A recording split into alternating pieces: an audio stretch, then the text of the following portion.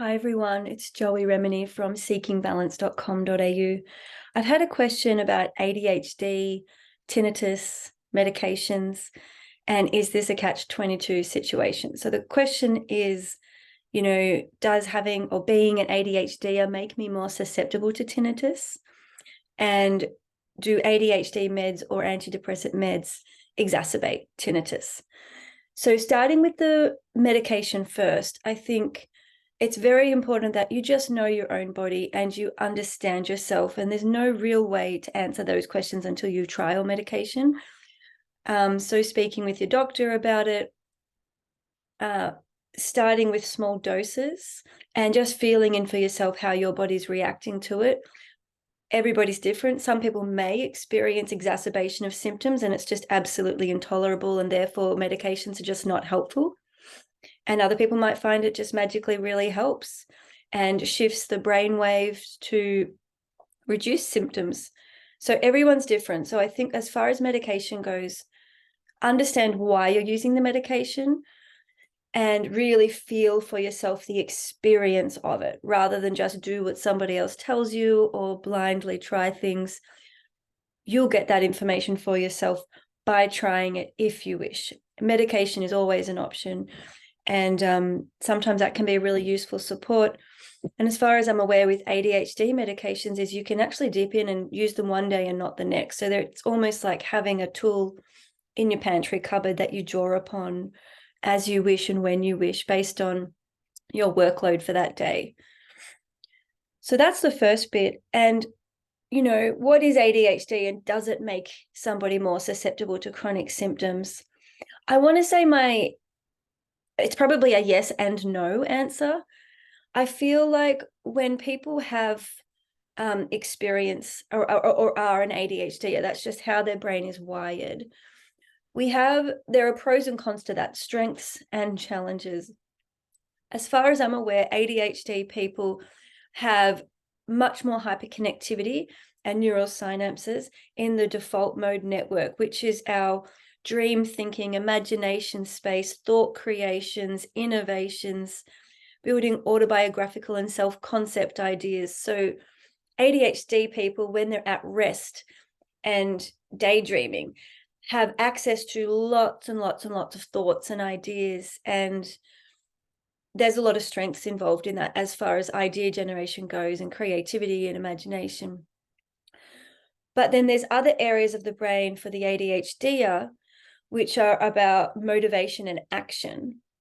And that part of the brain may have actually less connectivity and less biological actions or less neurotransmitter, particularly dopamine, which is our feel-good pleasure reward neurotransmitter. For ADHD people, there's less dopamine actual as a substance created in the brain, possibly less receptor sites, and just a different dopamine system. So there are actual physiological changes. So for some ADHD people, it can be tricky. Like they can get so caught up in their busy, fast thoughts that actually generating action and motivation and feeling good about doing things in life can feel like a bit of a stumbling block. And there are lots of tricks around that. And if you're an adult ADHD, you've probably developed all your own tools and skills and tricks to help you get this far in life. But essentially, it's all about having intrinsic motivation and knowing those desired sensations you're looking for, feeling connected authentically to wanting to do something, and feeling some of those feel-good, pleasurable sensations in your body as you're going about daily life. Because for ADHD people, just thinking about a reward or a pleasuring thing in the future doesn't release dopamine. So it's more of a here and now pleasure. How can I generate pleasure in the here and now? Is it the feel of my jumper? Is it playing with the nerve endings in my hands? Is it immediately connecting to someone and sending a text or doing something in the here and now that feels and actually generates that dopamine reward? So what does this all mean for tinnitus? For ADHD and many neurodivergent brain types, it can impact how we organize and filter our attention. So part of that executive load and the part of the brain that's organizing how we take action, how we use information, That's taking in inputs, ideas, sounds, movement, vibrations, emotions, and it's organizing what's relevant, what's not relevant, what's helpful, what's not helpful. And for the ADHD brain, I've had it explained by Dr. Michelle Livok, who's a clinical neuropsychologist, as like an admin desk. It's like, if you think about, that's the role of this part of the brain for every human being. And for ADHDers, that can be a really disorganized admin desk where things are getting lost, things are falling off or accumulating. And part of the brain's job in that area is to understand, is this helpful, relevant, useful, productive, or is it really irrelevant, unhelpful, not important, not meaningful? And the brain can get a bit confused between those two categories. So sometimes the brain will be letting in tinnitus sounds and very much emphasizing them, when actually it would have probably been a better choice for the executive brain to say that tinnitus sound is unhelpful, irrelevant, not useful, and just keep filtering it away and moving it off the executive load administration desk. Having said this, lots and lots of neurotypical people who do not experience any form of neurodivergence or have a neurodivergent brain also experience chronic tinnitus and annoyance with tinnitus. So really, it's something that all humans are susceptible to. And I'm really hesitant to say it's sort of more difficult for neurodivergent people, because I think there's also strengths to a neurodivergent brain in that once we do hyperfixate or develop a special interest in something, which for many of my Rocksteady community members will be, they start to become obsessively interested in their health and the way the brain and body work. And then they have all of this intense motivation and attention to focus on understanding themselves and getting to know their desired sensations and learning how to rewire their brain, develop new sensory pathways, and just get that dopamine reward by learning, by feeling, by practicing. So for non-neurodivergent people who don't necessarily have that shift setting capacity in their brain, it can be a real chore to learn about neuroplasticity and to do the practices. And there can be potentially a few stumbling blocks for them in terms of feeling that they even want to engage in it. So I think the trick for a neurodivergent person or ADHD is to find ways to make this your special interest. Obviously not the tinnitus itself, and I explain that in detail in my book. If we focus on the tinnitus and getting rid of it, the brain just keeps re-emphasizing the importance of the tinnitus and making it louder and allocating more neural resource there. So we get more neural synapsing and more firing of all the tinnitus neural pathways. So I do not recommend buying hearing aids. I do not recommend buying maskers, because all of that reinforces the importance of the tinnitus. So what we want to do is to really slow down, pull back, meditate, get really clear about what authentically motivates me here.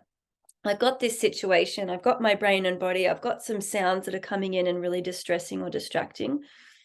What authentically interests me in this process? And that's where we want to start moving towards the new neural pathways that we're building, the desired sensations. We want to actually help the administration desk of our executive brain function to organize itself. And in the Rocksteady program, we use a lot of body scanning features and skills and tools and practices and thought written exercises to help organize the brain and to give that admin desk relief and support. So I hope that's answered questions, but there are a lot of strengths to being an ADHDer. There's also a huge amount of overlap with autism, to the point that it could be as many as 70% of ADHD people also have an autistic brain. And same goes for autistic people having an ADHD brain. And the way those two manifest changes. So people function in the world so differently, even though they may both be autistic, ADHD, either or, one or the other. So it's just really important to, I think, hold recommendations lightly, read textbooks or do your research, but at the end of the day, you have your brain and your body, and however that is manifesting through you in your experience, that's the reality, and that's what we're working with.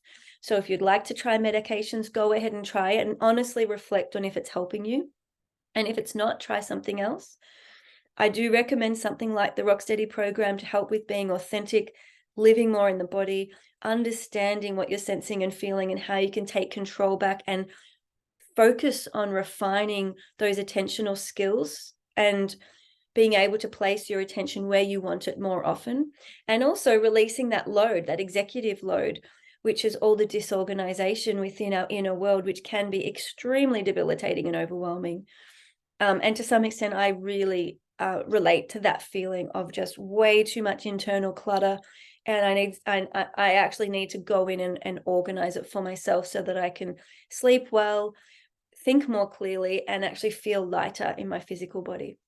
And all of that is a process within the Rocksteady community and program.